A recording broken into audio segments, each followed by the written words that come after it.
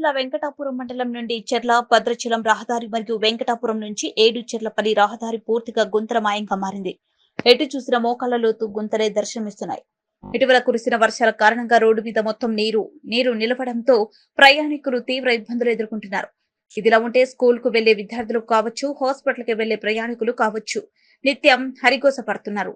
ఏడాది క్రితం మరమ్మతుల పేరుతో కోట్ల రూపాయలు ఖర్చు చేసిన ఫలితం లేకుండా పోయింది. ఇప్పటికైనా రహదారి నిర్మాణ పనులు చేయాలని వాహనదారులు కోరుతున్నారు.